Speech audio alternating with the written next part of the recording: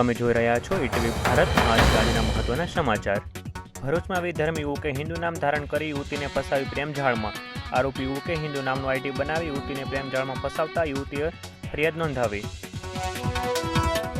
છોટાઉદેપુરમાં મહિલા head constable 5,000 રૂપિયાની લાંચ લેતા રંગે હાથે ઝડપાઈ। આરોપીને જામીન અપાવવા માટે ₹10,000ની કરી હતી માંગણી। મહિલા હેડ કોન્સ્ટેબલને રંગે હાથે ઝડપી કાયદેસરની કાર્યવાહી હાથ ધરવામાં આવી છે।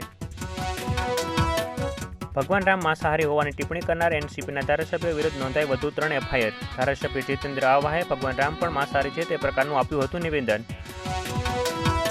જૂનાગઢમાં 37મી અખિલ ગુજરાત ગિરનાર આરોહણ અવરોહણની યોજાઈ સ્પર્ધા। દર વર્ષની માફક આ વર્ષે પણ જાન્યુઆરી મહિનાના પ્રથમ રવિવારે રાજ્ય કક્ષાની સ્પર્ધાનું આયોજન કરવામાં આવ્યું હતું, જેમાં કુલ 1175 જેટલા સ્પર્ધકોએ લીધો હતો ભાગ।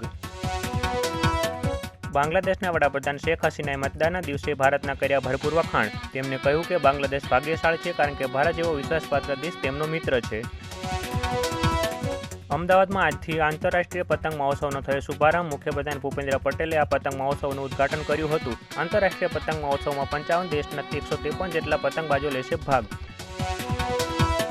સુરતમાં ચોરીની શંકાના આધારે 3 ભાઈઓએ કરી મિત્રની હત્યા। પાંડેસરા ખાતે દીપકનગરમાં રહેતા 3 ભાઈઓ યુવકને સામાન ચોરી કર્યાના વહેમમાં રૂમમાં ગોંધી રાખી મારી પતાવી દીધો। પાંડેસરા પોલીસ દ્વારા હત્યાનો ગુનો નોંધી તપાસ હાથ ધરવામાં આવી છે।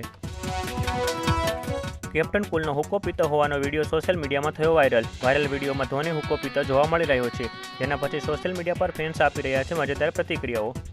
આ હતી આજની મહત્વની ઘટનાઓ। વધુ સમાચારો જોવા માટે લોગ ઇન કરો www.etvbharat.com।